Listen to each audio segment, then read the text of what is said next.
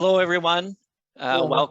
Welcome to the session. We've got a large number of people on the call tonight, and so our tech support person is muting people as they come in. But if you are not muted, could you please mute yourself by going down to the bottom left-hand corner and hitting the mute button on yourself, because we have a very large number of people, and even if there's a couple of people unmuted with background noise, that really kind of messes things up a bit. So if you could make sure that you're muted, and we'll give some further instructions on that in a bit. But it looks like we've got already about 140 people in the session.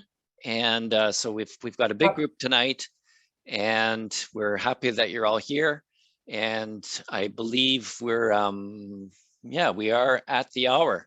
And so we will begin our M&P workshop. And so I would just again remind you to keep yourself muted. And because there's so many people, I would also ask you to turn off your cameras. We'll maybe turn them on towards the end so you can all see who's on the call. But we've got so many people, it's going to be 10 or 11 screens worth, and probably the technology will work better if your screens are off. So please mute yourselves, and ask that you stay muted, and please turn off your cameras. And our tech person who I'll introduce in a moment will maybe do that for you if you don't.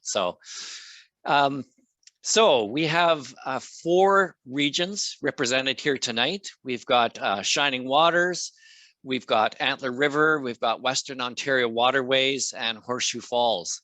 And so we are excited to be presenting this workshop on managing lay employees for 4 different regions.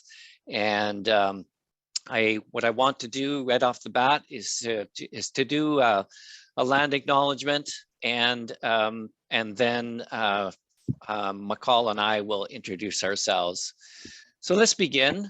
And where I am here in Toronto, we acknowledge that we're on the traditional territory of many nations, including the Mississaugas of the Credit, the Chippewa, the Haudenosaunee, and the Wendat peoples, and is now home to diverse First Nations, Inuit, and Métis people. And as treaty people, as settlers, as United Church of Canada lay people, we acknowledge and commit ourselves to the journey of understanding our history with the Indigenous peoples of this land we call Canada, and which Indigenous people call Turtle Island, and our journey of reconciliation and right relations. And we know this journey is not short. We know this journey is going to take generations. And so we continue to long and work for just and right relationships with the original stewards of this land. So my name is Dale Hildebrandt. I am the Pastoral Relations Minister for Shining Waters Regional Council, actually one of 2 Pastoral Relations Ministers. My colleague Todd is on sabbatical. I am coming to you from Toronto. I'm a layperson. My home congregation is East End United Church, and I have been in this job for about 8 years. And so I'm sure that I've seen some of you before, and you've seen me, and pleased to be with you tonight. And I will ask McCall to introduce himself. Well, good evening, everyone. My name is McCall Cottrell. I'm the acting Minister of Pastoral Relations for Antler River Watershed, Horseshoe Falls, and Western Ontario Waterways Regional Council. I'm filling in for Diane Blanchard while she is on sabbatical until Monday, when I return back to congregational ministry in Hanover, Ontario. Thanks, McCall. And did you want to just also give a little summary of the workshop purpose here? Yeah, thanks everyone for coming tonight. Tonight we'll be exploring the work of the Ministry and Personnel Committee in relation to lay employees. Ministry and Personnel Committees have 3 distinct roles. That's the conciliative and supportive role, the healthy relationship role, and the supervisory role. And these 3 roles are a helpful way to look at your M&P committee's work in relation to lay employees. So tonight, we're going to be looking at some of the topics we'll be covering are defining who is a lay employee and the categorization of employees. We'll be looking at COVID-19 related issues. We'll be looking at important provincial regulations. We'll be looking at the importance and how to shape a position description. And we'll be looking at ending an employee relationship and a couple other pieces as well. Our approach is not to give you all the information, but to help give you some resources and some helpful starting points as you think about how you live out a good and strong relationship as the M&P committee in relation to lay employees. There'll be times tonight when you'll be invited to share experiences that you have in your own congregations. As we do this, we ask that you please be mindful of respecting people's privacy by not using names of people and being discreet in order to protect employees' identities. It is also important that we remember that we are here as an M&P volunteers to learn together and not to repeat the stories that we share in the small groups or in the full group with other people. So we don't break confidentiality from our M&P groups. Well, much of what we are sharing tonight applies to ministry personnel. The ministry personnel relationship is different in that the employee relationship is a three-way covenant between the congregation, the minister, and the regional council. And today we're focusing in on lay employees. And at this point, I invite Sue to give us some of the technical know-hows for tonight. Thank you, McCall. Let me just add me in the spotlight here. Good evening, everyone. As McCall mentioned, my name is Susan Whitehead, and I am a staff member for the Shining Waters and Canadian Shield Regional Councils. I'm here to give you a very brief technical talk, since most of us are very familiar with this format of meeting by now. Let's just take a quick moment to review the Zoom tools that we're going to be using during this workshop. First things first, if you lose the meeting or get kicked out for any reason, you just need to get back to your email invite and click on the Zoom link to get back in. I'll be watching to see if people are in the waiting room, and I'll let you back in. If you can't get your internet back up and running, you can also use the phone number that was so kindly put into the chat box. So let's begin by having a quick look at the Zoom toolbar, which is the black bar at the bottom of your screen. This is your menu bar for all the features that are available in this meeting. First is your microphone and camera buttons. And when you see a red line through them, it means that you are muted and your camera is turned off. We asked, again, that you keep both this way to avoid background noises and distractions. When it comes time for the breakout rooms, you'll be asked to unmute yourself and to turn your camera on. The way to turn them on and also off is by clicking the microphone and camera icon once, and then the red line will disappear. And again, it'll appear if you turn it off. The chat box. This is the icon on your Zoom toolbar, and when it's active, you can click on it to see a panel open and close on the right-hand side of your screen, depending on what kind of device you're using. Let's assume you're using a computer. It'll appear on the right-hand side.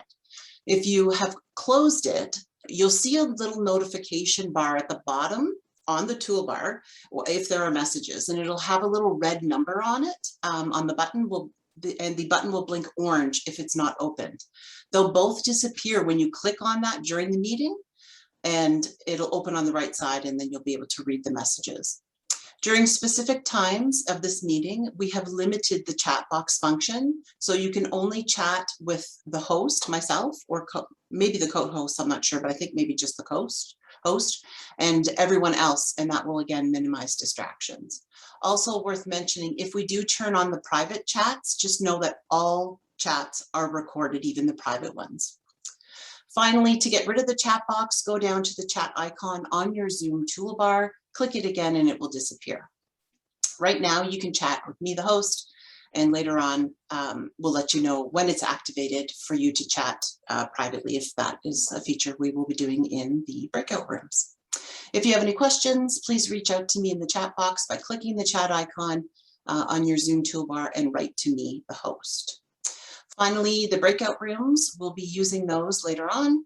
Breakout rooms are exactly like this meeting room you're in right now, in case you haven't been in them before. You'll have the same screen and the same controls that you have here. When the time comes later on, I will automatically move you to those breakout rooms, so you don't need to worry about that at all. If you've never been in a breakout room, don't be alarmed. When the breakout rooms start, all the videos and everything that you see here in this meeting will momentarily disappear, and you will zoom into the breakout room and end up with a new set of people, and it looks just like this room that you're in right now. Right before I start the breakout rooms, when you're asked, you'll be able to unmute your microphone and turn on your camera before you head into the breakout rooms. So now I'll give it back to Dale and McCall to continue with the workshop, and thanks for your time. Thank you, Sue, and thanks for helping us in the background with this meeting. Much appreciated. I'd like to start by doing a little reading some scripture and short theological reflection and prayer to sort of center ourselves and ground ourselves in this work. And the parable that I'd like to read is, surprise, surprise, the parable of the workers in the vineyard. So familiar to you, I'm sure, but hear it with your M&P hat on, and we'll have a little chat about that. For the kingdom of heaven is like a landowner who went out early in the morning to hire workers for his vineyard. He agreed to pay them a denarius for the day and sent them into his vineyard.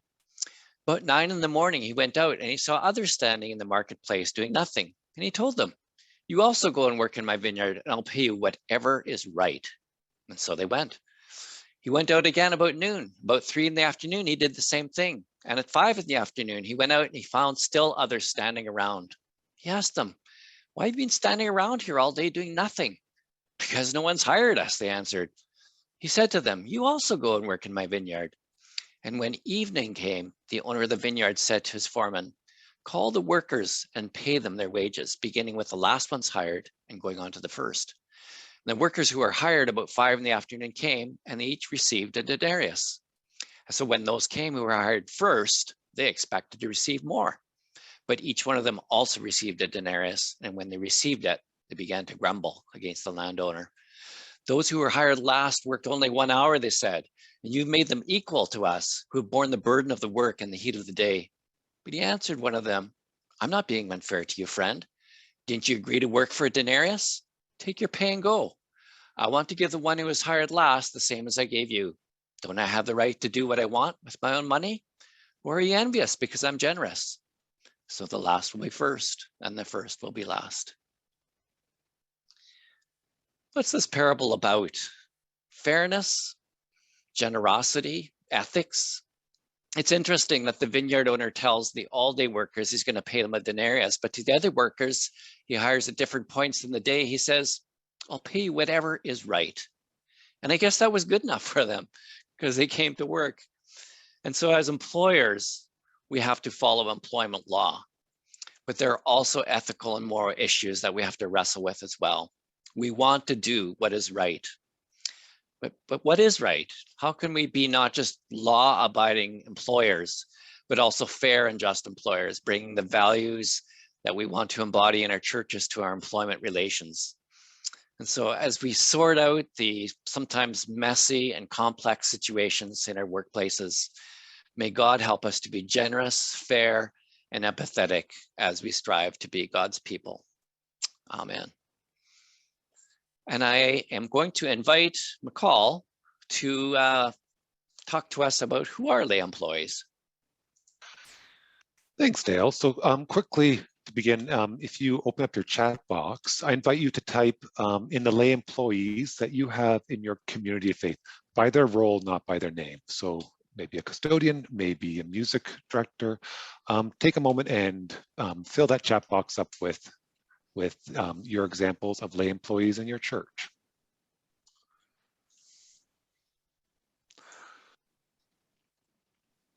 So we've got custodians, treasurers, pianists, Music office directors, administrators, accountant. Yeah. Lots of custodians, administrators. There you Youth go. director, tech support. Tech support's one that's growing over the last while, I've been finding. Bookkeeping, communications, children, youth ministry, tech, bookkeeping, organist, secretary. So you can keep typing those in. So a lay employee is, so when we're talking about lay employee, we're talking about anyone who is not ministry personnel or a candidate for ministry serving in a church. Some of your communities of faith may have congregational designated ministers working as well in your community of faith. Congregational designated ministry, or CDM, is lay employee in the United Church. A CDM is employed by the pastoral charge in a specific ministry position that is designated by the regional council as accountable to the governing body of the pastoral charge, The difference is that categorization of a work of CDM and the discipline of congregational designated ministries falls with the regional council. And congregational designated ministers may only be appointed to a pastoral charge being served by a member of the order of ministry or designated lay minister. So to recap, lay employees are things like all that you named. Custodians, property managers, administrators, bookkeepers, music directors, soloists, CDMs, and pretty much anyone who's not ministry personnel or a candidate. When it comes to lay employees, the employer responsible is the pastoral charge and the governing body of the pastoral charge. And over to you, Dale. Thanks, McCall. Sue, if you want to throw up that next slide on the screen, that'd be great. So I want you to think for a second about the church as a workplace. I think when we think about our church buildings and the culture there, we think about the church as a place of worship. We think about the church as a community of faith.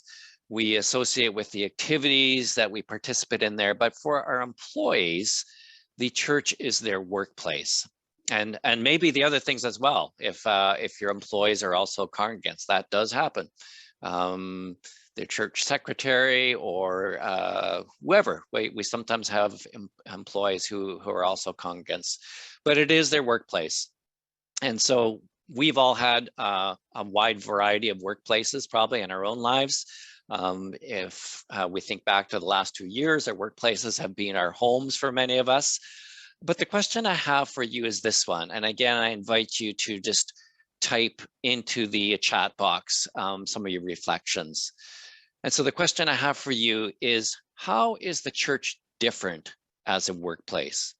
Or maybe another way to ask the question is, what are some of the unique things about the church as a workplace? So go ahead and type some of your ideas into the chat box. How is the church different? And we'll just kind of look at some of the things that you type. So yeah, can be a more grateful place to work. Lines of responsibility, Anita writes, they may be different. It's also the place of worship. Yes. Open long and irregular hours, matrix management, more independent, more compassionate. Yeah. So here's an interesting one. So many people offering their ideas to the employees, and it can interrupt their daily work. What else do you see there, McCall? Yeah, so one that has come up a couple times now, at least, is that the employers are volunteers, and that's different than a lot of workplaces too. Right. So you folks are all volunteers on the M&P committee. You're not necessarily trained to be executive directors or supervisors. You don't have set work hours that you come to the church to supervise your employees. You're volunteers, and you do it, along with all the other things that you do in your lives. So, yeah. Yeah, that employee is also part of the congregation lots of times too. Mm-hmm. A couple times. Yeah. Yeah, the supervisor's typically not on site, exactly. So that's very different. Lots of ideas there. And so yeah, we really do need to keep that in mind as we think about our role as M&P committee members, that this workplace is different than the workplace that we're a part of. There's unique challenges, and try to see some of those challenges through the eyes of your employees in terms of the sort of workplace that they're working in, and how they may view things like supervision, accountability, work hours, relationships, and so forth. So we're going to move on after that, sort of setting the context a bit. We did say that we would talk a little bit about COVID issues tonight. And, you know, it's sort of hard to talk about being employers and managing lay employees without talking about the water that we've all been swimming in for the last 18 months. And COVID has certainly brought about new kinds of challenges for you as M&P committees. You know, what do we do about employees who don't really have work anymore due to the pandemic? How can we support our employees during the pandemic?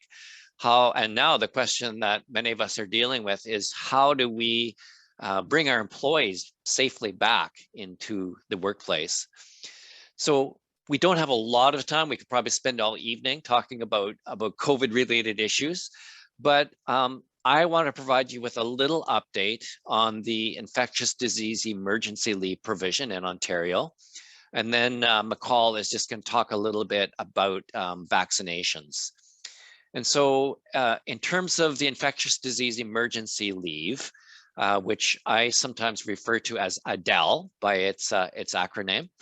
So ADEL was a special provision that the government brought in at the beginning of the pandemic. The government saw that there were going to be millions of workers laid off from their job, and this posed a big problem. It was a problem for employers because the law says that you can only lay off employees for a certain length of time, and then you have to either recall them or you have to terminate their employment. And so employers didn't want to lose their employees. It was a problem for employees as well, because they'd rather be laid off longer than lose their job altogether for most of them. And they didn't want to be terminated. So under ADEL, the employers can lay off their employees as long as the infectious disease emergency leave provision is in place in Ontario. And it has been extended numerous times. It's now due to expire on December 31st, 2021. So I'm sure that there are probably a number of you who still have some employees on infectious disease emergency leave. And so you're going to be faced with some decisions when that expires. I mean, it could be extended beyond December 31st, but if it does, in fact, end on December 31st, then you've got a couple of choices, okay? You can bring the employee back to work, to the job that they had before. You are allowed to lay off an employee. So the regular rules now kick in again, okay? So you can lay off an employee in Ontario for a maximum of 13 weeks. Or if you continue to pay the benefits of an employee, 35 weeks. So you can do that. Your other two options are to end the employment and all the implications that come with that. And I'll talk a little bit about that later on. Or bring back the employee to the job that they had before. Now, a question might come up, can we bring an employee back to reduced hours or other significant changes in their terms of employment? And so the answer to that is no, unless the employee agrees to that in writing.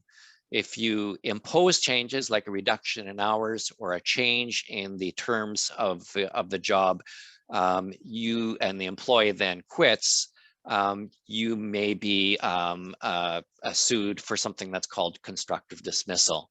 And constructive dismissal simply means that the employer has changed the terms of the original contract so significantly that essentially amounts to to terminating or amounts to a breach of the original contract and therefore termination of the original position. And so if that was the case, if the employee sued for constructive dismissal, you would be responsible for termination pay and possibly other damages. And so, yeah, so in a nutshell, Adele is coming to a close December 31st. Those of you who have employees on Adele are going to be faced with some of those choices, unless, of course, it's extended, which is a possibility. McCall, tell us a little bit about vaccinations. Yeah, so very first quickly, one of the things you'll want to look at is the COVID-19 and workplace health and safety, because as we're talking tonight, we're also remembering that the church is the workplace for many people. So please look at that at some point too, if you haven't already. Hopefully many of you receive the newsletters from your regional council.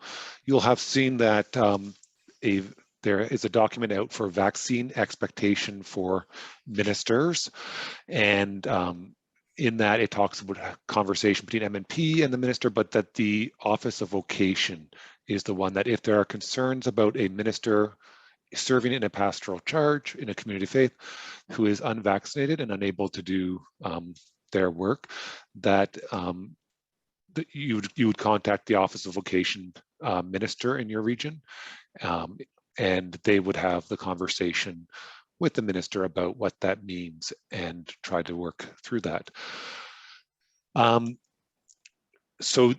And because ministry personnel and candidates are accountable to the region as well, that's where that conversation happens. Lay employees are accountable to the governing body. So you are responsible if you want to have a vaccine policy for lay employees. That is the responsibility of your governing body to come up with, working with most likely working with M&P.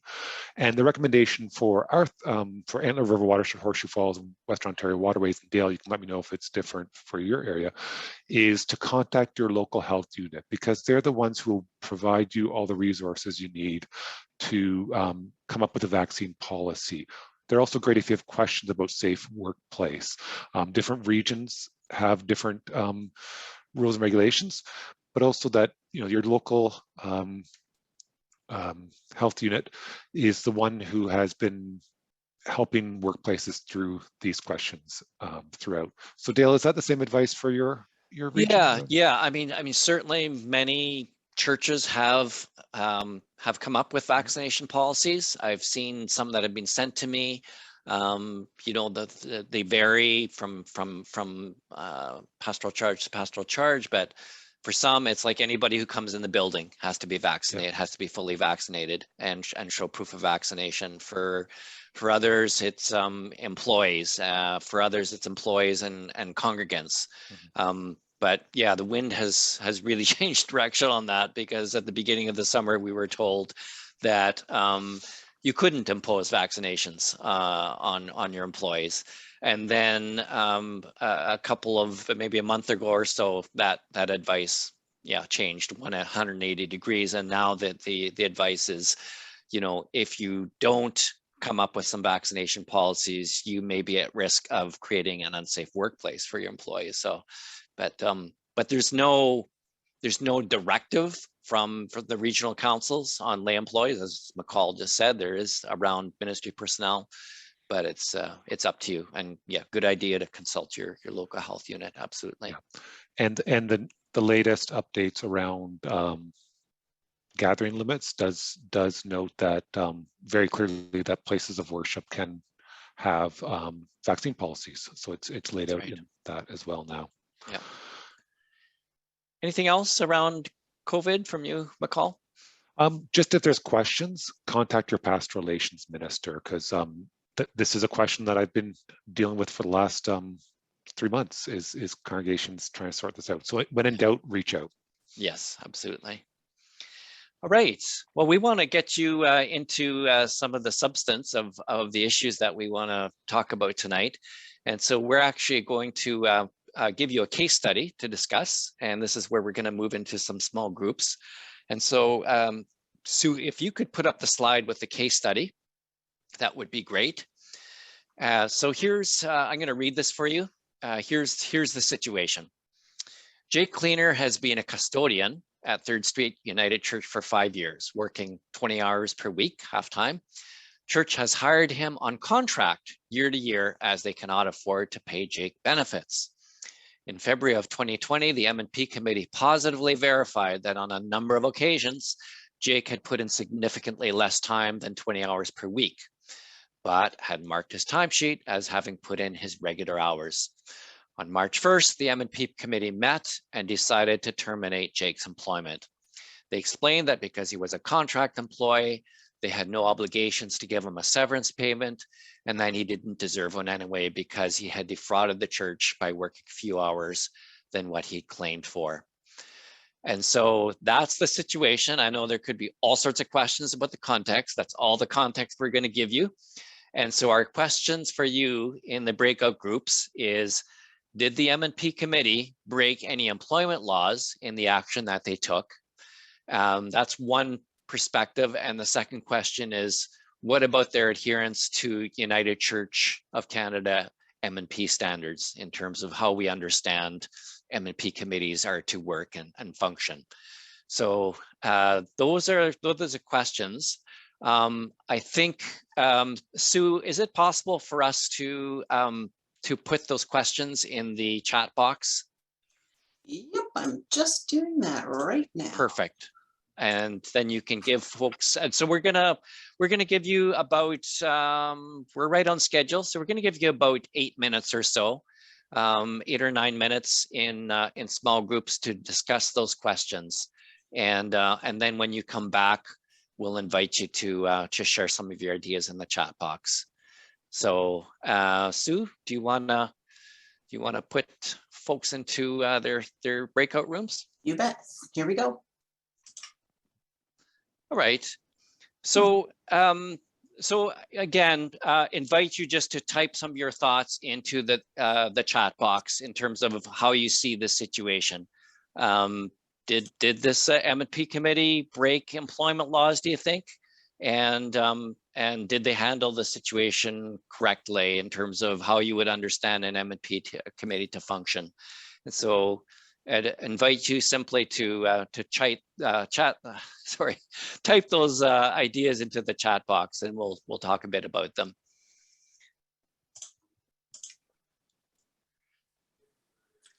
And so Kathy writes, Jake should have been an employee given the nature of his employment.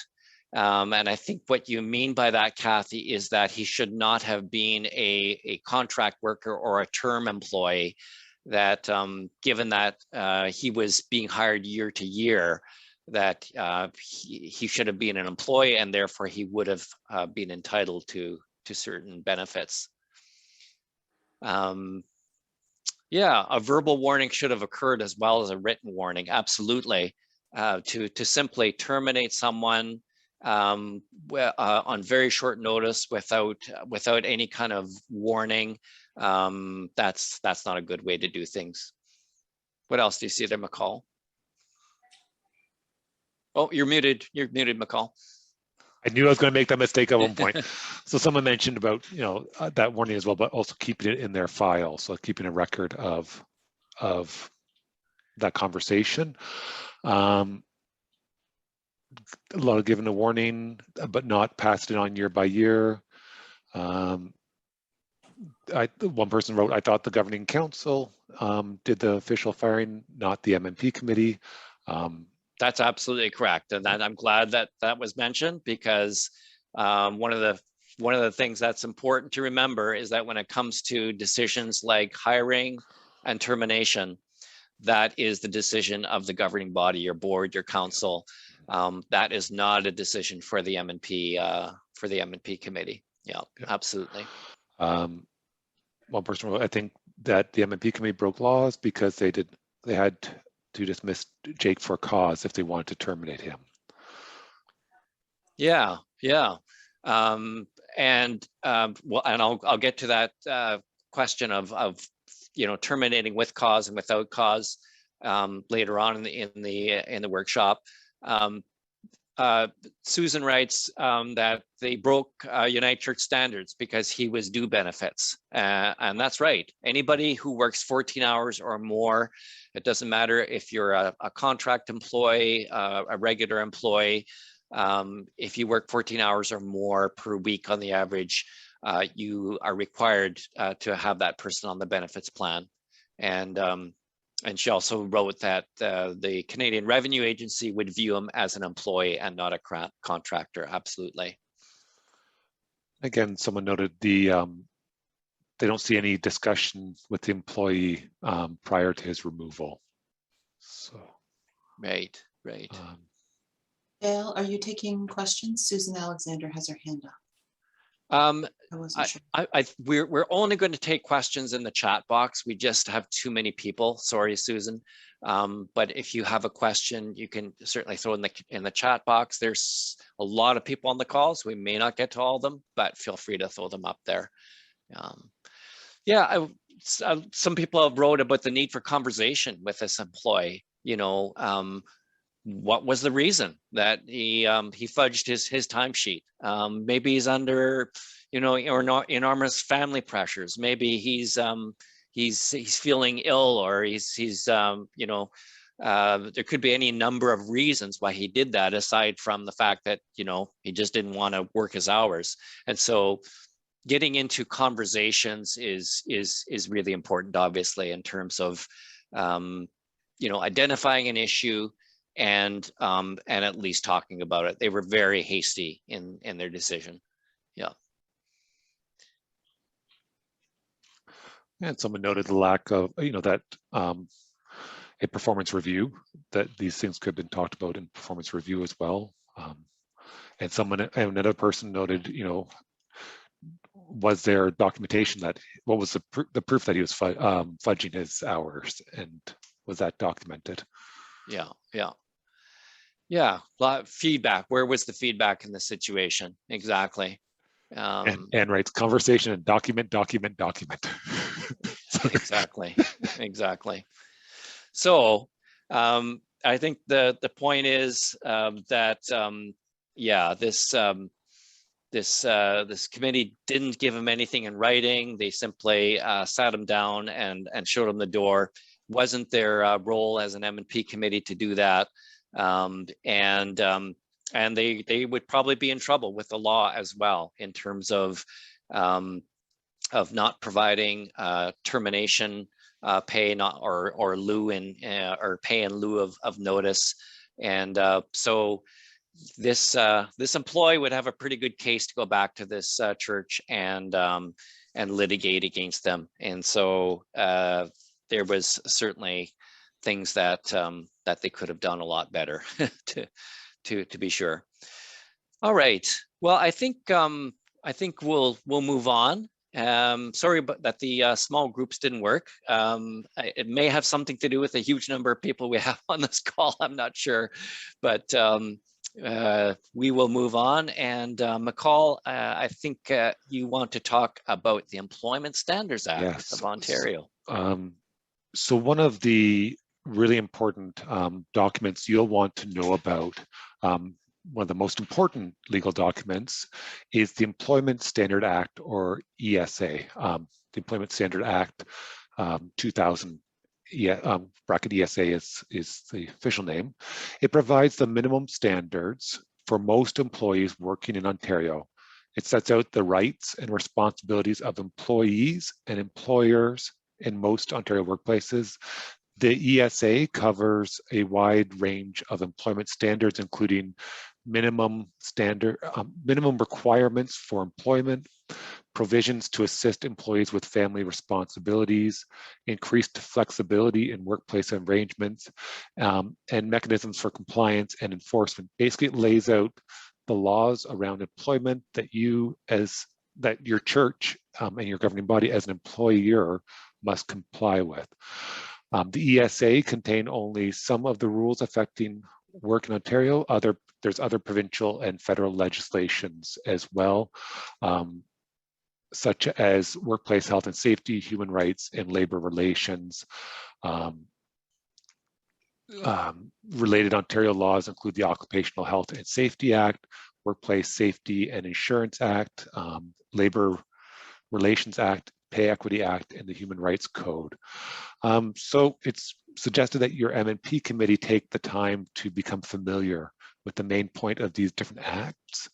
The Ontario government has created a really user-friendly website that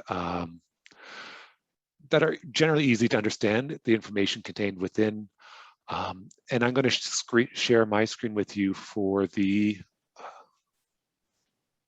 Employment Standard Act webpage. So you don't need to be an expert at reading thick legal documents. The government website has created your guide to the Employment Standard Acts page. So you should be able to see my screen now that says your guide to Employee Standard Act. Dale, is that on there? Yep. Perfect. Yep. So in this very intrusive side screen, you can scroll down and see what minimum wage is, information about minimum wage, hours of work, overtime pay, vacation, public holidays. And you click on it and it will open up Ontario's 9 public holidays listing there. So that was a question that I had earlier on this fall when I was doing this role, is around what holidays there are on the public holidays in Ontario. So that's a very helpful page to learn about and to access when you have questions. Yeah, I have to say, McCall, I use that as pastoral relations minister. I go to that guide. If someone has a kind of a obscure question about vacation pay or something like that, I just go and I find vacation, and it's really accessible. It's really accessible. So it's yeah, as you said, like, I don't recommend anybody go and read the Employment Standards Act. It'll, unless you have insomnia and you need to go to sleep. But that guide is definitely the place to go. Yeah. So Dale, there was a question in the chat box. The UCC is chartered under federal legislation. Do we follow provincial rules or federal rules? Yes, no, that's a good question. And we do follow the Employment Standards Act. The United Church was created as an act of parliament. And because of that, our ministry personnel actually fall under slightly different frameworks, employment frameworks, as clergy. And you'll see right in the Employment Standards Act where it says, it gives a list of types of employees to whom this doesn't apply, and religious office holders and ministers are one of those categories. And so, but for all your lay employees, it's the Employment Standards Act. Yeah. And it's helpful for me to think, that's something I learned in this job, is that it came around questions of vaccine. But ministers and candidates are their employee relationship is also with the wider church, whereas the governing body is the employer for lay employees. So you are an Ontario employer in essence. Absolutely. Yeah, absolutely. You good there, Mike McCall? That's all I had for the ESA. So there's lots of stuff on there, but oh, sorry. One of the requirements too is that oh, I missed a spot. So you can find a copy of the employment standards poster, and employees are supposed to be provided with that information. So I won't go into that all the detail, but look up the information about the employment standard poster as well and your requirements. I think it used to be that you had to post it somewhere, but I think you also have to provide it to new employees now. Yeah, you need to send it to new employees, give them a copy of it, and it can be done electronically. Yeah. All right. I want to talk about the importance of creating a safe workplace for your employees. And so when I say safe workplace, I'm not talking about machines falling on people or tripping hazards. I mean, that's important as well, but it's generally not the issues that we're faced with in our churches. I am talking about violence and harassment in the workplace, and so I can hear some of you saying violence and harassment in the church. And I hear others of you saying, yep, it does happen. And so it does happen. Harassment can take all sorts of forms, and violence can include the, the threat of violence. And so, so we need to make sure that we have safe workplaces for our employees. And in fact, it's not only a moral and ethical imperative, it's also a legal imperative. In 2010, the Ontario government brought in Bill 168, ensuring a violence and harassment-free workplace for employees. And so employers, every employer in Ontario is required to have a workplace violence and harassment policy, and to make sure that employees are aware of that policy, and to train your employees in that policy as well. And so the good news is that the United Church has created a violence and harassment policy for the denomination as a whole. And Sue, if you could just put up the next slide. So if you simply go onto the national website and type in policies on harassment and misconduct, you will see a link to the United Church policy on harassment and violence. And I guess the point that I'm making is you don't have to start from scratch as an employer. You can use the United Church policy, you can adapt it, you can edit it, you can make it your own, and that is that's what it's there for. It's there for a template for you to use, and you may want to change it significantly depending on the circumstances of your church. You may want to use it more or less as is, but you do need to have a policy. And if you don't have one, now is the time to create one. It's not necessarily the responsibility of the M&P committee to create it, but it is your responsibility to bring it to the attention of your governing body, and to make sure that one is created if you don't have one. This poster is available on the United Church website. And again, just like the poster that McCall referred to around the Employment Standards Act that is required to be posted in your workplace, this poster should also be posted in your workplace. And if you simply type into the United Church of Canada website, harassment poster, you'll see a copy of it, and you can print it out, and it should be posted somewhere prominently in your church. The other thing that I wanted to point out is that another really great thing about the way that we have done the work on this in the United Church is that there is a very clear process for reporting harassment. And again, it's on that poster that was just on. There's a telephone number, there's an email address. You actually don't have to handle it within your M&P committee. So Sue's put it back up there. You can see on the bottom, there's a 1-800 number with an extension, complaint response at united-church.ca for information about how to bring a complaint. And so if you're aware of if an employee comes to you and says, I want to file a harassment complaint, I mean, certainly you can hear what it's about. You want to know what it's about, obviously, as an M&P committee. But the point is, you don't have to have the experience to do the investigation around it. That's something that the United Church does. We have trained investigators who are trained to look at harassment complaints, to do the investigation, and they will provide a report to you as a pastoral charge. And so this is a really important area. We want our workplaces to be free from harassment. We want our workplaces to be safe. And I think if you haven't read the United Church policy, please do so. Be familiar with it as an M&P committee. Make sure you have your own policy, and be aware of the process for directing your employees and others. Anyone who is in a position of authority in the church can file can file a harassment complaint. All right, well, I think we'll leave it at that for now.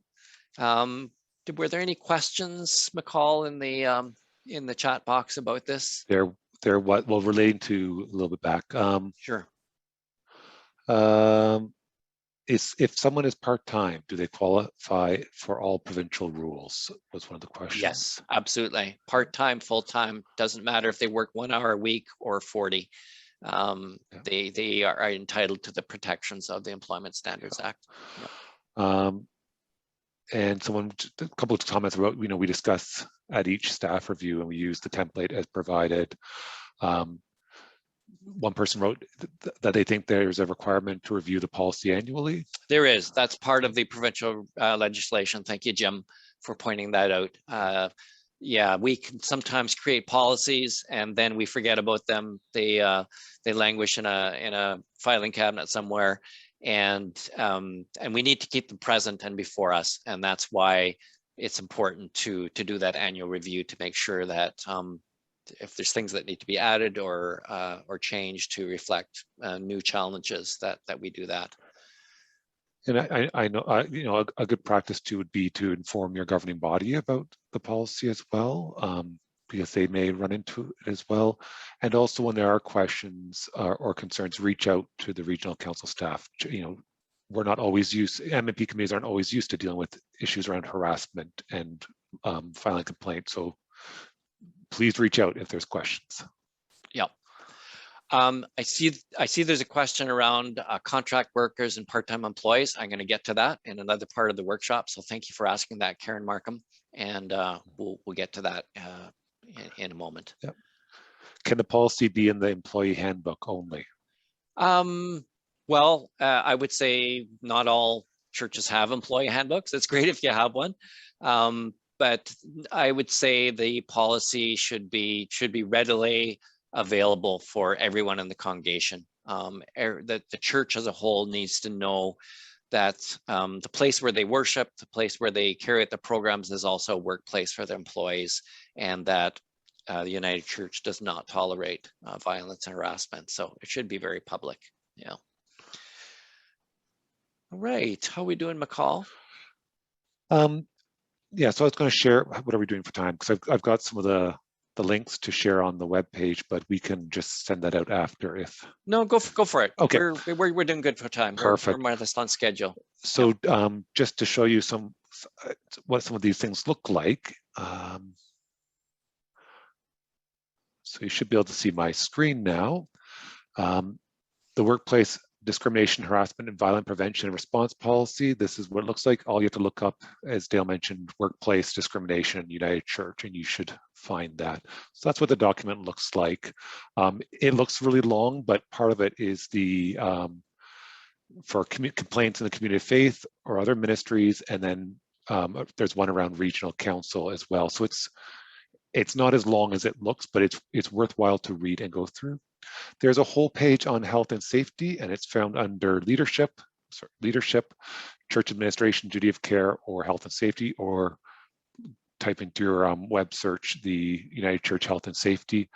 And when you scroll down, you'll see all sorts of health and safety pieces, including things like the church safety checklist. That's something you may want to look at too, is how do you keep your workers safe? A lot of our churches are open all the time. We sometimes have employees by themselves. What are areas that are safe and not? So there's all sorts of good information there. This relates more to the ministry personnel, but you'll want to know about ethical standards and standards of practice for ministry personnel. Your minister and candidate should be aware of that, but it's good for you to know as well. And that's what the poster looks like. And I found it by just searching under the search bar of the United Church main page for harassment poster, and that's what it looks like. Yeah, one page. So they think that was, yeah, and I showed you the Employment Standard Act one as well. And yeah, I think that's it. All right, thanks, McCall. We're going to do one more segment here in our workshop, and then we're just going to take a little break. 2 hours is a long time to be on Zoom. And so, especially in the evening after probably a long day for a lot of folks already. So we're going to do one more thing around vacation and sick leave. I don't know about you, McCall, but I get a lot of questions from M&P committees that relate to vacation and that relate to employees being sick or employees needing sick leave. And so, we are going to do a little bit of role playing. I am going to be Jake Cleaner. They fired him, but they brought him back. So he's back in the picture again. And McCall is going to be the M&P chair. And so we're just going to do a little role play around vacation here. Hi, Jack. Thanks for coming in to talk to me about some employment issues. How are you doing? Hi, McCall. I'm doing pretty good. I'm hoping we can get some clarity on a few things. I sure don't want to have another misunderstanding like we had when you guys tried to fire me last year. Yeah, that was rather unfortunate, wasn't it? Thankfully, we're past it, and I hope that you are feeling good about your relationship with the church these days. Well, I'd like to talk about my vacation days, actually. As you know, partly because of all the turmoil of the last year, I didn't take any holidays. So what I'd like to do is I'd like to take last year's holidays and this year's entitlement all this summer. And so I'm going to be gone for all of July and August, and I trust that's okay with church. Well, Jake, that's a really long time to be gone, actually.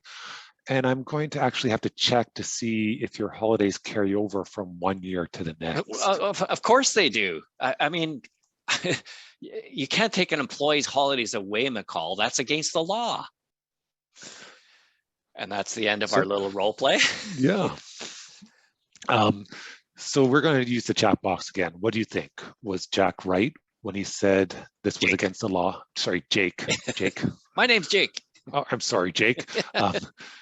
Was Jake right when he said this was against the law to take away an employee's holidays?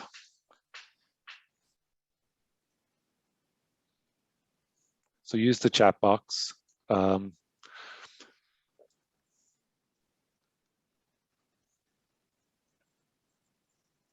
So while they're putting that up, why don't we have a little conversation, McCall, about what we saw here? Okay. Yep. Yeah. So we've got a number of things to talk about here. First of all, scheduling a vacation needs to be worked out between Jake and the M&P committee. Right. An employee doesn't get to unilaterally tell their employee when they are taking their vacation. In fact, the employer has the right to schedule the vacation, but it really should be a conversation that can hopefully find a time when the employee wants to take their vacation at a time that suits the church. Secondly, there's an issue of when an employee can and must take their vacation. What's Jake's vacation year? So Jake's vacation year, let's say it's the calendar year, January 1st to December 31st. Yep. So what the law says in Ontario is that vacation must be taken within 10 months following the year in which the vacation was earned. So let's say that Jake started work on January 1st, 2020. That means he would have until October 31st, 2021 to take those 4 weeks that he earned during his vacation year of January 1st, 2020 to December 31st, 2020. Remember that you have an obligation as an employer to make sure that an employee takes their vacation by the deadline. Okay, so that's interesting, McCall. So I think a lot of people have the idea that you've got to use your vacation before the end of the year. Like if you were hired, January 1st, then every year you've got to take your vacation by the end of that year. And what I hear you saying is no, it's actually 10 months into the following year that you have a whole 10 months after you've earned that vacation. And we've used the example of 4 weeks in this example. Again, you got to follow the Employment Standards Act. The minimum is 2 weeks. But anyways, whatever it is. So they have 10 months into the following year to take their vacation. So my question is, what happens if they don't? Yep. So vacation days can be lost, but vacation pay cannot. So again, vacation days can be lost, but vacation pay cannot. If an employee has not taken their vacation by the deadline, then you would need to pay out their vacation pay. But really the principle here is that vacations are for a reason. To give an employee a rest from work, you want to avoid a situation where you have to pay out vacation. Okay. Well, that makes a lot of sense in terms of encouraging employees to take their vacation. But can an employee ask for vacation pay instead of holidays? So they, for whatever reason, they're not able to take their holidays, or they don't want to take their holidays. Do they have the right to go to the employer and say, you know what, I want you to pay out my vacation instead of giving me the time off? Yeah, they can ask, but an employer has to agree. Okay. So there may be some exceptional circumstances where you might want to do that. For example, an employee who is just working a short-term contract. But in general, you want your employees taking their holidays. Okay. So just looking at the chat box here, a lot of things reflected in the chat box that we've talked about. Is there a carryover provision, or must the credits be used in the account? Okay, we addressed that question. Yeah, what's in the employment agreement? Carrie is asking, is there an employment agreement? You can't do less than what the Employment Standards Act requires, but you can do more. And so employment agreements are important. And so if and everyone, I'm going to talk about contracts in a moment, but employment agreements, if they say something about vacation, then that's obviously something you need to pay attention to. Kathleen asks, is there no vacation until they've worked for 1 year? That's really up to you as an M&P committee. I mean, if an employee's worked, let's say you give your employee 4 weeks of vacation, they started January 1st and they want to take July off. The risk that you take as an employer is that they take their vacation and then they quit. They don't come back to work, and they've really only earned 2 weeks of vacation. So you're out 2 weeks of pay. That's rare. I think, again, the scheduling is important. Legally, the employee has to earn the vacation before you could insist that the employee earn their vacation before they take it. Practically speaking, that's not always practical. And, you want to build a relationship of trust with your employee and try and accommodate their schedule if possible. So they take their 4 weeks in July. That means they've taken all their vacation for the whole year, and they don't get vacation again until the next year. Yeah. Can vacation pay be paid on every pay throughout the year? Well, again, that would be something that the employer and the employee agree to. So that's a case of paying out vacation instead of the employee taking their vacation. That's sometimes sort of appropriate in short-term contracts where it's not really feasible or practical. If you hire someone for a 4-month contract, easier to just simply pay them vacation pay rather than giving them a few days vacation in there. But yeah, as we said before, if you're going to pay vacation, that's got to be something that you agree to. The employer can't simply request it. And as we said earlier, vacation's there for a reason. So if they're getting paid out their vacation, I think if I understood the question correctly anyway. I think we should probably move on to the sick days script, McCall, and then we're going to take a break. And sorry, I know there's a lot of questions that we didn't get to there, but if it's a really burning one and you need to contact us individually, you can do that. Yeah, we're starting to get you to think about these things. So that's right. It's great that you have so many questions. So we're going to talk about sick days now. All right. So Jake, Yep. I've noticed that you've taken a number of sick days lately. Well, I always call the church office to let them know when I'm sick. I mean, you don't want me coming in and spreading my germs all around, do you? I've had a terrible cold for over 2 weeks now. Well, I'm sorry to hear that, Jake. And yes, I do understand that you've contacted the church office. I just want to make sure that you know how many sick days you are entitled to. Well, I mean, it's fine to have sick days, but the bottom line is if I'm sick, I'm not going to come into work. And I guess I should also let you know that I'm scheduled to have a hip replacement in the fall. So I'm going to be off work for at least 3 months. Well, under Ontario employment law, you are entitled to 3 days of unpaid sick leave. 3 days, give me a break. I mean, you've got to pay me for all my sick days, McCall, or you're breaking the law.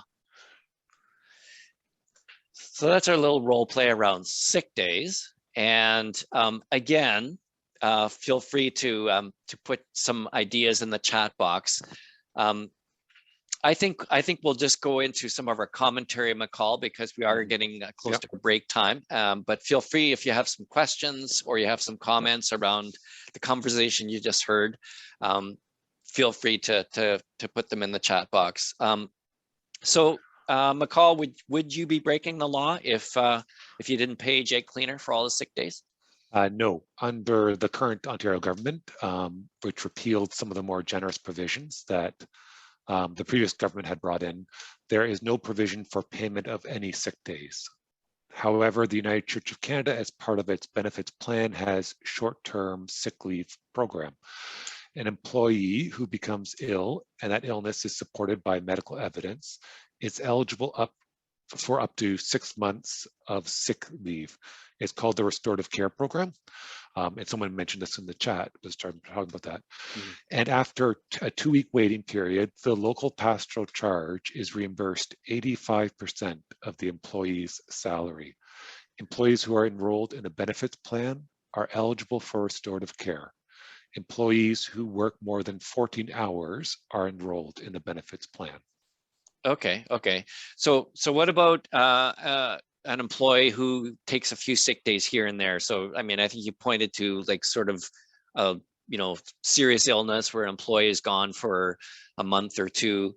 What about if they just take a few sick days here and there? That wouldn't be covered under this program. And so how does that work? Yeah, that's correct. So it wouldn't be covered. And that's why it's important for each church to have sick leave policies that make it clear what provisions they have for sick days. The recommendation from the United Church of Canada in the M&P handbook is to provide a standard 1 day per month of sick leave, and that it is not to be carried over from 1 year to the next. Okay. So thanks for that information. Is there some kind of United Church document that lays all this out for M&P committees? There is. Let me pull it up. Okay, and while you're doing that, I'll just look in the chat box here to see if there's any questions. Chris Whiffen is asking if a mental health day is a sick day or not. Yeah, I mean, if the employee calls in sick, they don't necessarily need to tell you what they're sick with. And so a mental health day could certainly be a sick day. And it would count as, as a sick day under whatever policy that you have in your church in terms of how many sick days you provide. The M&P handbook suggests 1 day a month. You might do more, you might do less than that. As McCall said, under the Ontario government, only 3 sick days are provided and they're not paid. So that's pretty minimal, and I think we can do better than that as churches. But yeah, could be mental health, could be physical health. Yeah. And Adam noted that restorative care can turn into long-term disability as well. Yes. So I'll share the screen. So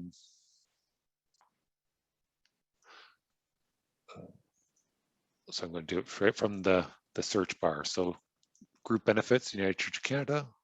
Oh, no, that wasn't it. Benefit Center. You're looking for the sick leave, the restorative care program? Yeah, so if you go, they just updated the Benefit Center webpage. So it's something you will want to be aware of too, what's available, like the Employee Assistance Program. But if you look up the restorative care roadmap, or go into the document library. There it is.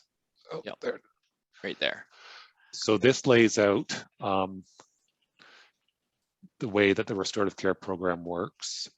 Also, you probably want to contact your pastoral relations minister if you know this is going to happen, because they've have experience with working through this program and can answer questions that you have. So yeah, there's an application form, for example, that we have and we can pass on to you to apply for this program for your employee.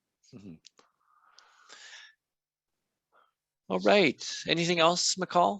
I think we're pretty much on schedule. We're a couple of minutes late. So we're just going to take a very short stretch break, folks. John, that recommendation is in the M&P handbook, the 1 day per month.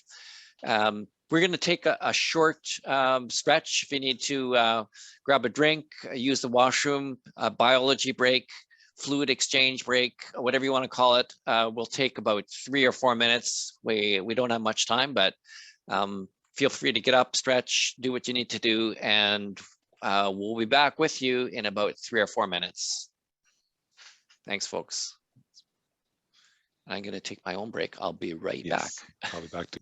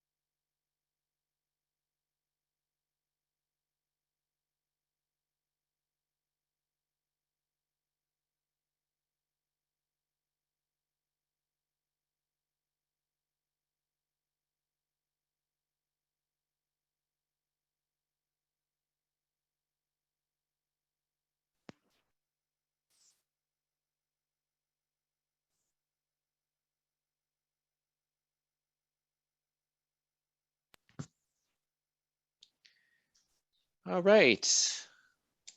We are back. Hope you got what you needed, and hang in there with us for another 45 minutes or so. And we've got a bit more material to share with you, but we will get you on your way at 9 o'clock. Sue, if you could throw up the next slide, which I believe is around employee classification. Perfect. Thank you. So there was a question earlier about difference between a part-time person and a contract worker. There's other kinds of questions around that as well. This is an important area in that there are 3 different types of workers who provide services to the church. Okay, and so it's important to know where your employees fall. It's important to know when you hire an employee, the terms and conditions of their employment. And so I just want to cover this in terms of the three types of workers that you have. And two are employees of the church, and one is an independent contractor and is not an employee of the church. So, so what we have is we have term employees, and they are sometimes mistakenly referred to as contract employees. I mean, all employees should have a contract with their employer. And so that's sometimes confusing in terms of the third type as well, independent contractors. So a term employee simply means that they have a beginning and an end date. And after the end date is up, there's no obligations on the part of the employee to continue their employment or give notice. And there's no obligation on the part of the church to continue their employment after the contract is over, and there's no need to pay termination pay as well. So that's usually, often term employees are hired to do a discrete piece of work. For example, let's say your church receives a grant to run a food bank program for a year, and so you don't want to hire a permanent employee because it could only be for a year. And so the understanding is that when that program is over, the employee leaves and everybody goes on their way. Fine, except lo and behold, your church is able to renew their grant for a second year. And so you do up another one-year contract with that employee with the same terms and conditions. And then it happens a third time, and you do up another one-year contract with that employee. And so the question is that employee still a term employee? Now, there's no clear answer for that under the Employment Standards Act, but there are a lot of precedents from what we call case law. So case law is a term that some of you may be familiar with. It's when an issue has been litigated in a court of law and a judgment has been rendered that basically steers the cases that follow. And so what has often been found in case law around this particular issue is that when an employee has been retained in a series of contracts that are essentially the same job, that employee is considered a permanent employee, okay? And so when it comes to determining things like termination pay, and that sort of thing, and how much, they will be considered permanent employees if it is litigated. So I guess my advice to you as M&P committees is that if you have someone and you're renewing their contract year after year, there's really no point in doing that after a couple of years, because they'll be considered a permanent employee. So you can save yourself paperwork by simply, making one contract for them if it's clear that they're going to be around for more than, let's say, 2 years. And secondly, under the law, they're very likely to be considered permanent employees if you've had them on for. Again, it's not totally clear. The advice we get from our lawyers at the United Church General Counsel office is, 2 to 3 years. If they've been with you 2 to 3 years in the same job, they're considered permanent employees. So the next type of employee we have is the permanent employee. So there's no end date to the employment contract. If they're terminated after 3 months, there's an obligation to pay termination pay, and that's spelled out in the Employment Standards Act. It's the minimum is sort of generally 1 week per year. So they've been with you 5 years. The minimum you would have to pay them if they were terminated would be 5 weeks. But term employees don't get that benefit. Permanent employees do. I guess the second issue that I want to bring to your attention is around this third category that you see here, independent contractor. So an independent contractor is not an employee of the church. There's no employer-employee relationship. So let's say you hire a custodial service, and that custodial service sends you a worker to clean your church for whatever the terms are of that. That person is not an employee of the church. They're an employee of that company that you hired to clean the church. There are also, I know in many cases, churches hire, for example, section leads for their choir as independent contractors, or you might hire an accountant as an independent contractor. Now, the important thing to remember here is that, I mean, there's a lot of advantages to having an independent contractor. You don't have to pay benefits. You don't have to provide vacation. They don't go on your payroll. You get invoiced, so it's kind of handy. It's nice, but we have to be careful, because if Revenue Canada determines that those independent contractors are actually, by the nature of the work they do, employees, you could be on the hook for a lot of back taxes in the form of CPP and EI. And so, so you want to be really careful in determining that they actually are independent contractors. And Sue, if you could just go to the next slide, you might ask, well, what are the criteria for independent contractors? And here are just a few that you can see. Independent contractors, they run their own business. They might provide services to multiple clients at a time.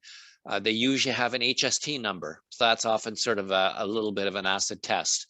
If they're an independent contractor, they're going to have an HST number for their company. They use their own tools and equipment to perform the services for the business.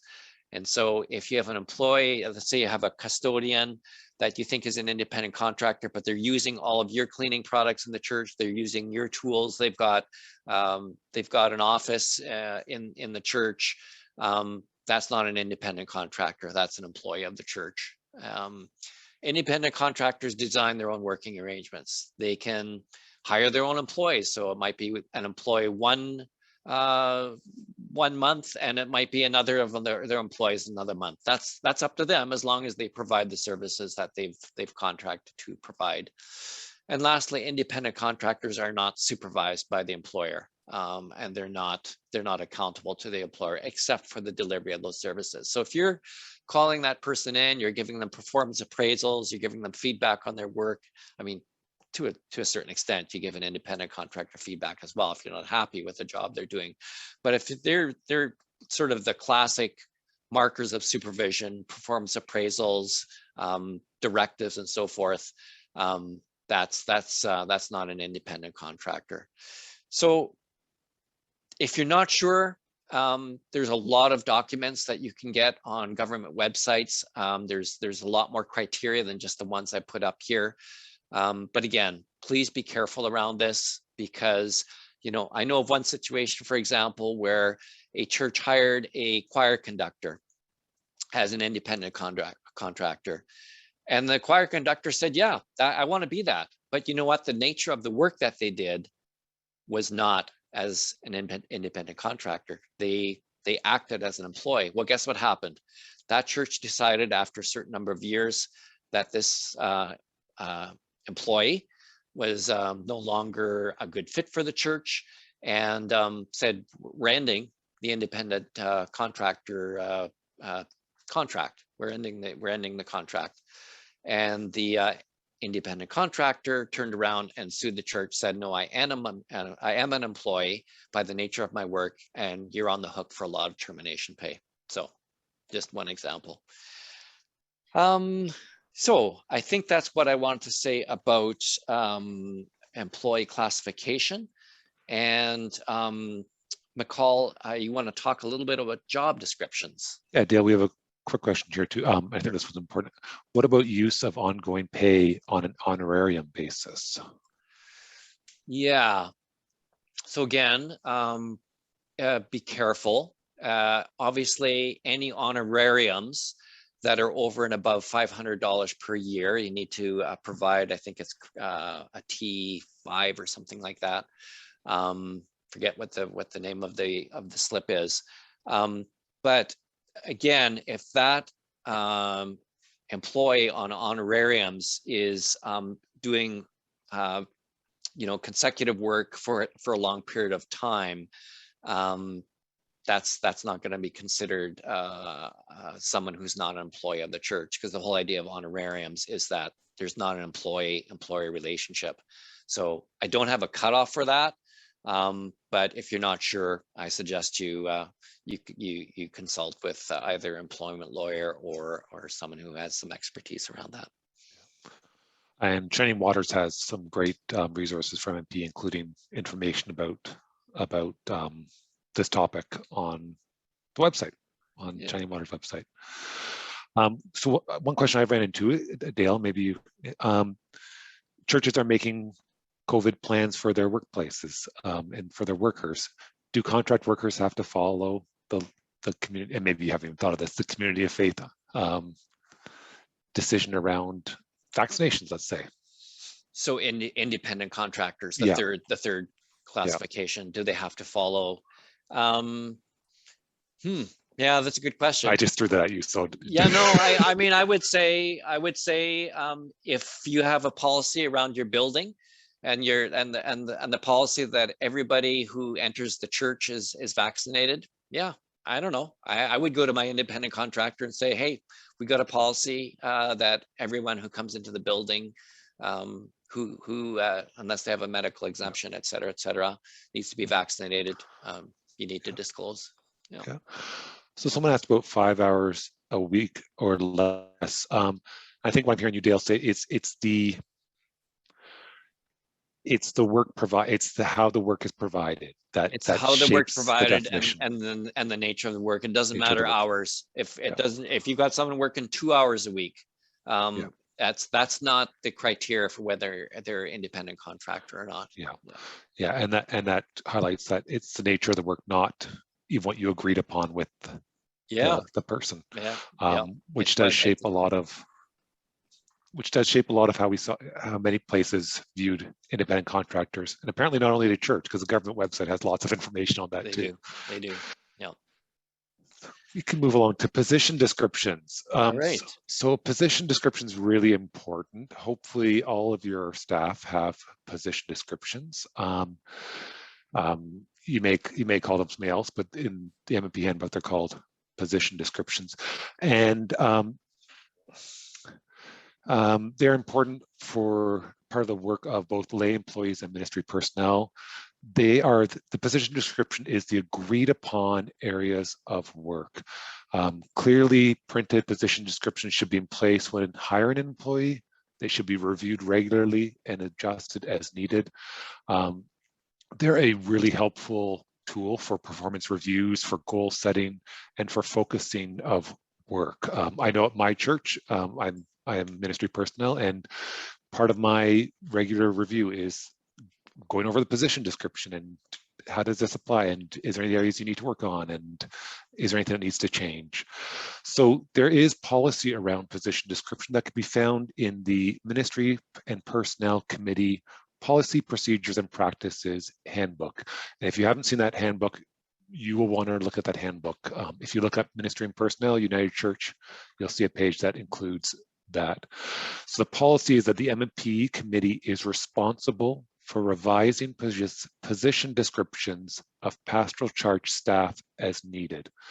The M&P committee is responsible for ensuring that all ministry and personnel and lay employees, and if possible volunteers, have current and accurate position descriptions. So this is an important piece of M&P's works. These position descriptions, and this is again is in the handbook, they should include the task and responsibilities of the position's relationship to other jobs, the accountability of the position, the conditions under which the work is performed, and the skills, knowledge, ability, and other qualifications required. It's helpful if job titles are descriptive of the position and where possible that they're consistent with other similar positions. So again, the M&P committee assumes the responsibility of reviewing position descriptions regularly and making recommendations to the governing body when revisions are required. So again, M&P always brings recommendations to the governing body. And this may be part of your annual review. So initial position descriptions for lay employees may be developed in consultation. I wrote constellation.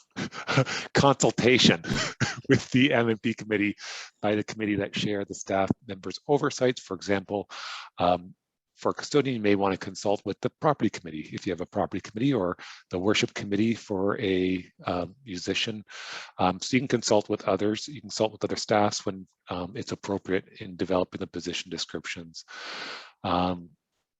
The resources for Ministry Personnel Committee contains a sample lay employee job description template. So that's another document. There's the Ministry and Personnel Committee's policies, procedures, practices, and there's also a book, a handbook on resources for Ministry and Personnel Committees. And I noticed someone just put the link up in the chat, so thank you to whoever did that. Yeah. Perfect. Yeah, a very good chair of M&P, my chair of M&P. So thanks, Adam. So Dale introduced me to a really interesting concept called position creep. So Dale, did you want to talk about it, or do you want me to talk about position creep? Oh, you go ahead. Yeah. You go ahead. Yeah. So this easily happens. You've probably seen it happen. Either more and more work is added to a position that the core focus of the job sometimes can get diluted, or the work shifts away from what is originally intended to be. Maybe the employee has interest and skills in another area. So an extreme example of that may be a choir director loves reading and running book clubs and begins to run these and begins to let go of the original work that the church was hoping they would fulfill. Positions should always be based on also the need of the congregation, not just the skills of the person. But it's easy to start adding, it's easy to start drifting away from what the position entails. So always look back at what the position description is and revise it as needed, and to think about, where are the core areas being fulfilled and met that your community of faith has said is a need for the church. Dale, do you have anything else to add about position creep? Yeah, I mean, I think you've said most of it, McCall. I think sometimes, an employee you hire an employee for a certain job, and then you find out, or they tell you that, they have a gift for, website design, but it wasn't part of their job, maybe slightly related. And you go, wow, like that person's really gifted at that. And like, why not add it to their job description? They want to do it, and would be great to have someone who has those skills. And you start adding things, and what you do is you end up creating a job description around an employee rather than a job description around what you need as the employer. And that's this thing called position description creep. And so don't create job descriptions around what your employees want to do or the gifts that your employees have that you didn't know about. No, create job descriptions around what you need as an employer, and be very careful about sort of changing the position description at the request of the employee. Not to say it can't happen in terms of conversations, and position descriptions do change, but they change based on the needs of the employer, not the needs of the employee. Yeah.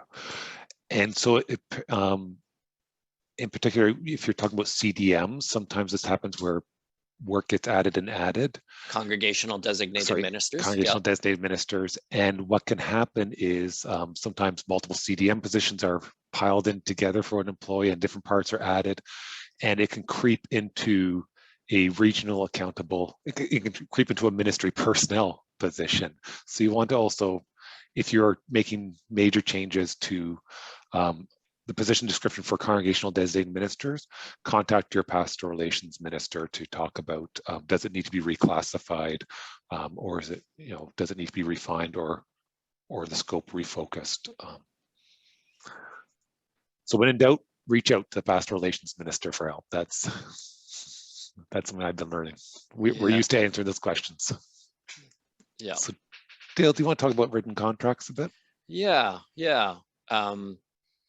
So I guess the first thing I want to say that is absolutely imperative that you have a written contract with each of your employees. It spells out the terms and conditions of the employment relationship.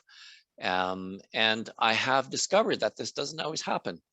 And when it doesn't happen, you can run into trouble. And so what if there's a dispute that arises about the employment in the absence of a written contract? So if there's no written contract, then there was probably an oral contract, and the oral contract becomes the legal contract. And that is actually something that can happen in the law, that an oral contract has legal weight and legal standing. The problem is that it's just a touch more difficult to discern what it actually was. He said, she said, you don't know, right? So, so really important for written contracts. And you know, if you don't have one, you know, you may say, Dale, you know what, we hired someone 2 years ago, and we just, you know, it was so easy. It was great. It's been a great employment relationship, great employee, but we don't have a written contract. You know what? Do it up now. The fact that you don't have one, an employee has been there for a while, I mean, they have to agree to it. You can't simply create a written contract and hand it to the employee, but a written contract that reflects, you know, the actual terms and conditions is important. I just want to share an example of one, and so you can sort of see a little bit about what it might look like. This is available on the Shining Waters website. If you go to, and if you're not from Shining Waters, feel free to go to our website. I'm sure there's good stuff on your regional websites as well, McCall. But we do have lots of M&P resources under our M&P tab on our website. And so you will find this template on the Shining Waters website. So you can see there's something here about legal status. And so that's important. The job description is attached to the offer. McCall just talked about that. Accountability, who is the person accountable? Super important to know who they report to. What are their work hours? Are they flexible? Are they fixed? Important to specify that. What's the financial remuneration? That's pretty basic. So are they paid by the hour? Are they paid by the month? When are they paid? That sort of thing. Benefits. As we mentioned, any employee 14 hours and more needs to be enrolled in the United Church of Canada pension and group insurance plan. And so you can specify that in the contract. Vacation. There's a minimum in the Employment Standards Act, but you might be providing more than that. And so important to have vacation in there. What sort of space are they going to be given? What are the tools that they're going to be given to do their job? Probationary period, if there is one. Now, be a little bit careful about probationary periods. Some folks, there's a belief out there that you can create a probationary period of as long as you want, and as long as you're with that probationary period, you can simply ask the employee to leave without any notice. The Employment Standards Act specifies a probation period of 3 months. Well, it doesn't actually say a probation period. What it says is that if you terminate an employee before 3 months is up, there's no obligation around termination pay.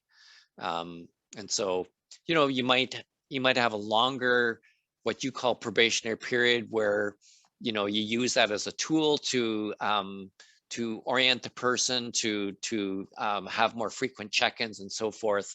But if you do terminate the employee after 3 months, you have obligations around termination pay. So how are conflicts resolved? Do you require a police records check as a condition of employment? And there are some resources available for you as well around that, called Faithful Footsteps. If you type that into your search engine on the United Church of Canada website, it talks about accountability, about safety, about police checks, and that sort of thing. So that's really what I wanted to say about the importance of written contracts. And again, if you need a template, you can find them lots of places on the web, but you can certainly find one on the Shining Waters website. Okay. There was a question around how often should this be reviewed or renewed? Well, I mean, the terms of a written contract to remain in effect until they're changed, and so you know, important to update it when something changed, like if pay goes up, or you're granting more vacation as a sort of reward for seniority or whatever it is. So if the terms and conditions of the employment contract change, then you need to change the written contract. And would that be approved by the governing body then? That was another question. Or M&P? Absolutely, absolutely. Yeah. So any changes to the terms and conditions, that's the prerogative of the governing body. Certainly the M&P committee can and should make recommendations around that, but the final decision is with the governing body. And is there a termination clause? One person asked.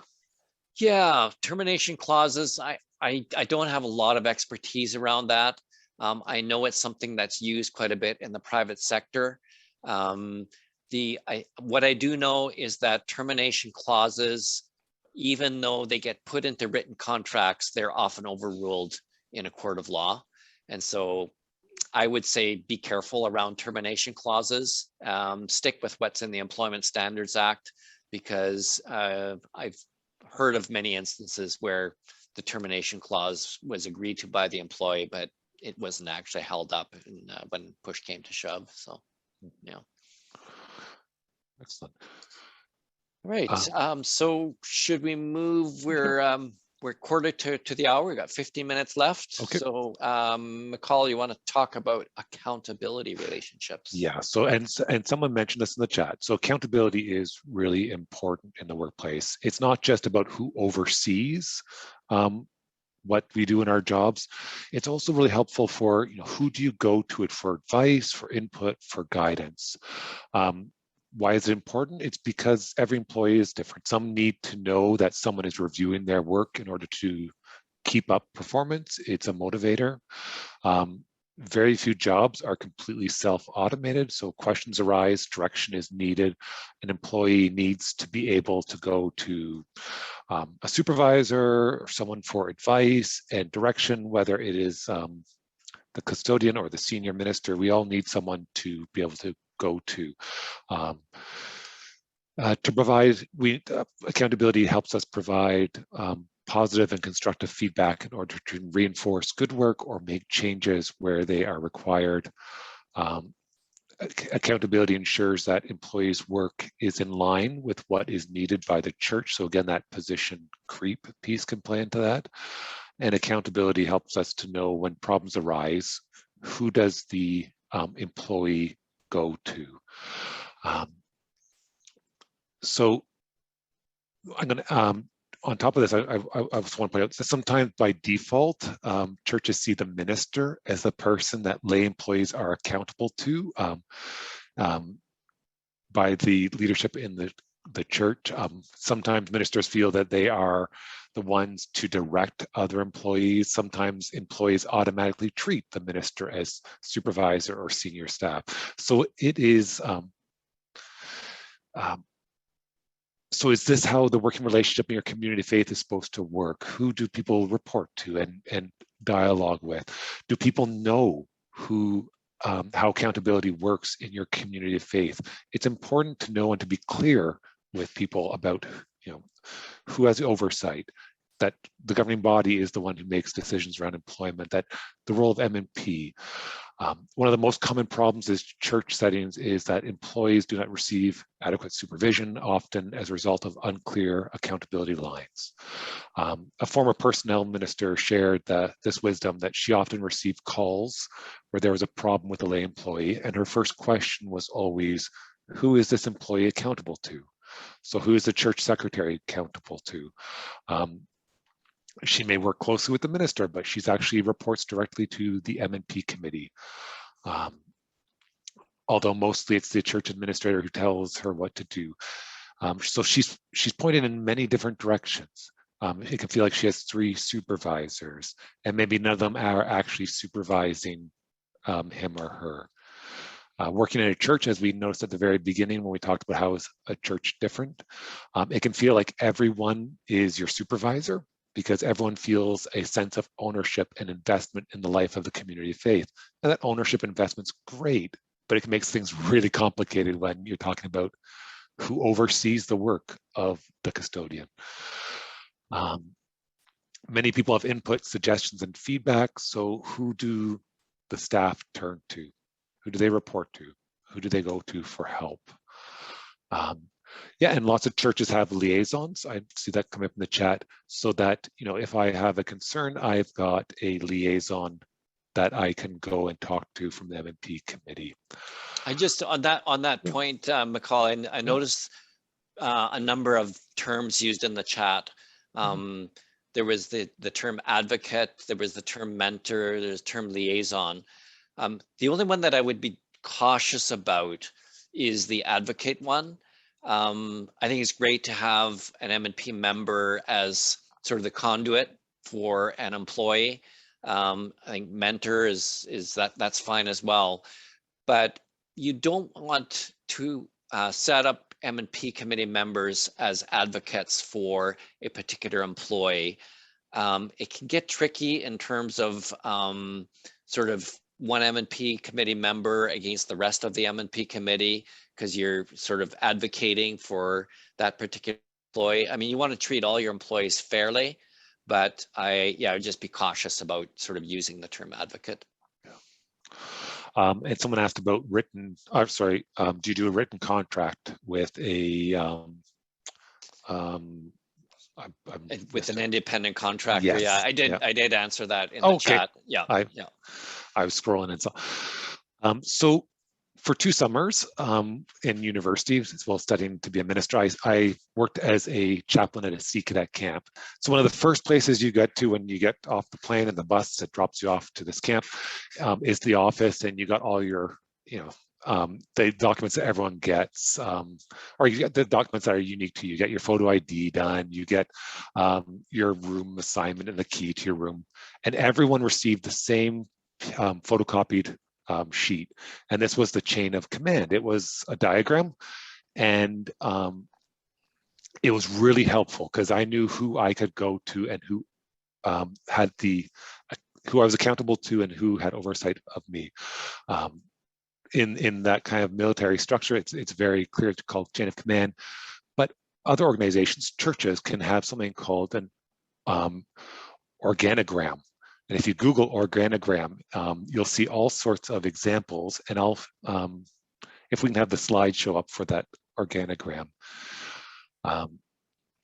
So it's a diagram. So we'll need the, Susan, do you have the PowerPoint slide for that? There we go. So here's a simple one. At 83rd United Church, they are a session stewards model. So they have a really simplified practice with their session stewards and M&P.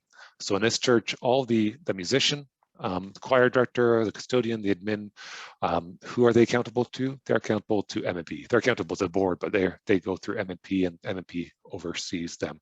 So a very simple version of organogram. If we can have the next one. So here's Trinity by the Highway United Church. I made up that title in case you couldn't tell. So they have a council, they have a music and worship committee, property committee, and M&P committee. So again, the musicians, choir director, custodian, admin, M&P oversees their work and connects them with the governing body. But you may also have things like the music and worship committee assigns tasks and communicates and gives some of the work to the music or choir director. The property committee may have a direct working relationship with the custodian and lays out the list of, you know, the church is being used this day, we'll need to clean this area.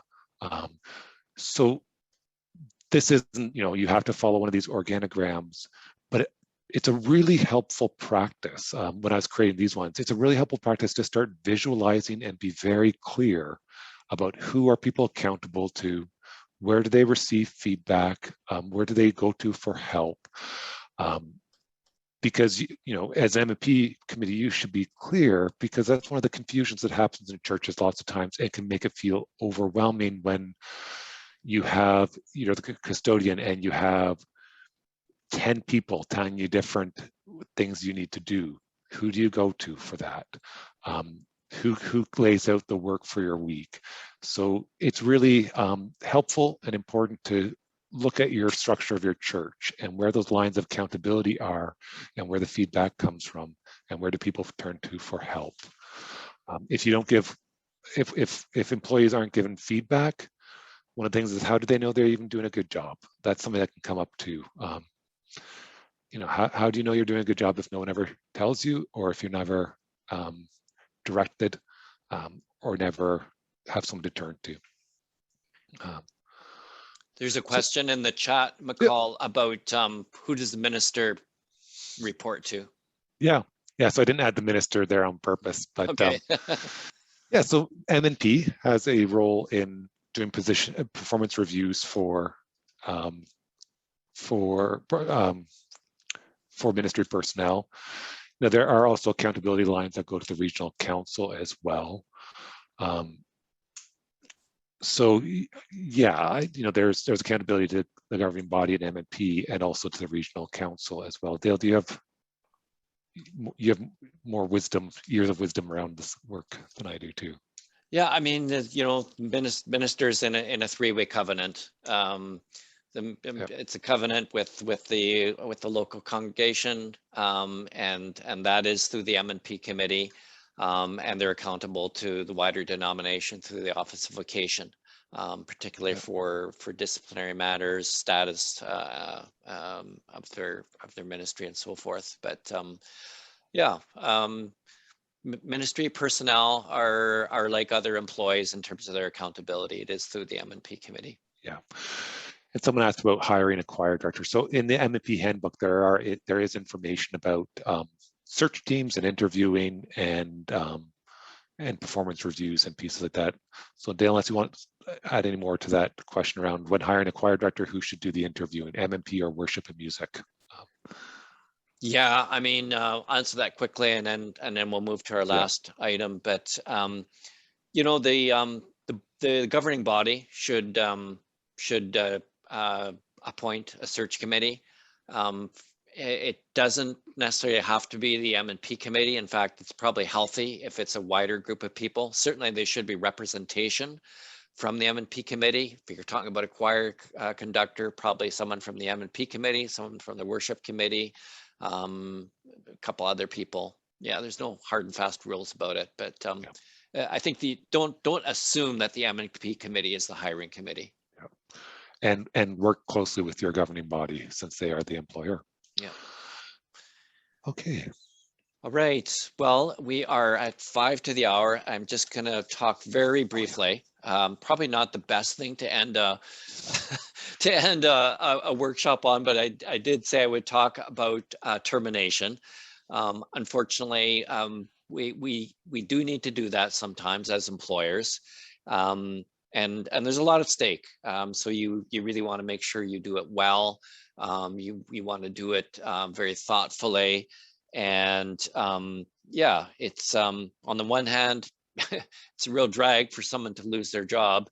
And on the other hand, it's a real drag on the church if you have an employee who is who's failing miserably in their job and there's no likely prospect for improvement. It's a last resort. It's always a last resort, but it sometimes is necessary. And so in Ontario, there's two kinds of termination under the Employment Standards Act. There's termination without cause. So, as an employer, you actually don't need to give a reason why you are terminating an employee. There's nothing in the Employment Standards Act that says you have to have a good reason, or you have to have, the termination has to meet a certain set of criteria. Now, I mean, we don't terminate people for no reason. There's always a reason we terminate people, so there is going to be a reason, but we use this term without cause because when you terminate someone with cause, and with cause means that they have done something egregious, they are guilty of serious misconduct, they may have harassed someone repeatedly in the workplace, they may have stolen something, they're not showing up for work for days on end, whatever. But being fired with cause is there's a high bar for that in employment law. And I mean, I always tell folks when they come to me around termination questions, consult an employment lawyer if it's at all contentious. I mean, if you simply run out of money and you're laying someone off or you're terminating an employee because, the bank has run dry, well, that's one thing. But if it's related to behavior, if it's related, in particular, if you want to terminate an employee with cause, which means they get no termination pay, they are not eligible for EI, it's going to go on their record, they may make it difficult for them to find another job. So it's got a lot of implications, and I would say anytime you are terminating an employee with cause, consult an employment lawyer. And even if it's without cause, it's a good idea to consult an employment lawyer as well. And consult your pastoral relations minister as a first step. We can talk it through with you, direct you to resources and so forth. It's got to be in writing. Whenever you do a termination, make sure it's in writing. And again, as we said clearly at the beginning with that case study, and as some of you have mentioned, it's not the M&P committee that does the termination.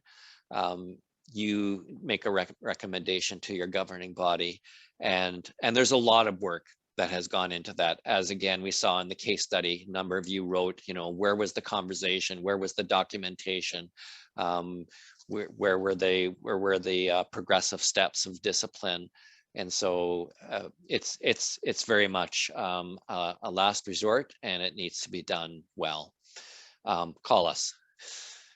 So, wow, Michael, my clock just turned over 9 o'clock. And I think, amazingly, we did cover everything. And I'm just going to type my email address in the chat box. And maybe you can do the same for Diane's, and you can explain a little bit why you're doing that. Yeah, because if you email me, I'm wrapping up work right now, and I'll just be passing along to Diane anyways, probably at this point. You can email me if you want, but Diane's coming back on Monday, and she was happy to help you with questions. And so while you type that in, McCall, I will just want to say thank you to everyone who has participated tonight. We've had a huge group, and I really do apologize for all the questions that we didn't get to, the comments that we weren't able to amplify. Thank you for using the chat box. Thank you for participating in the way you did.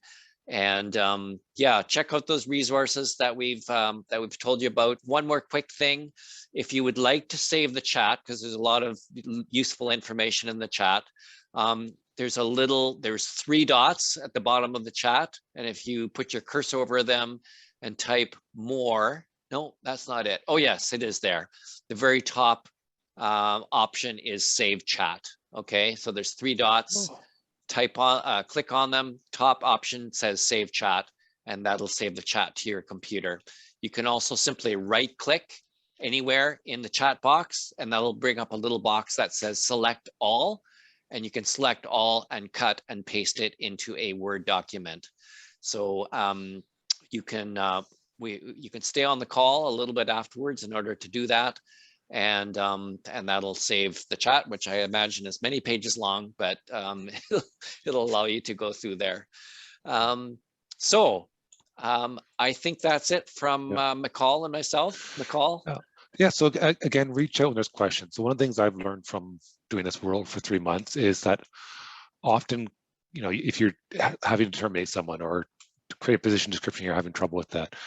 It may be the first time you're doing it, but I can guarantee that it's not the first time Dale or myself or Diane Blanchard have been dealing with these questions. So draw on expertise when you need to and reach out if you have questions.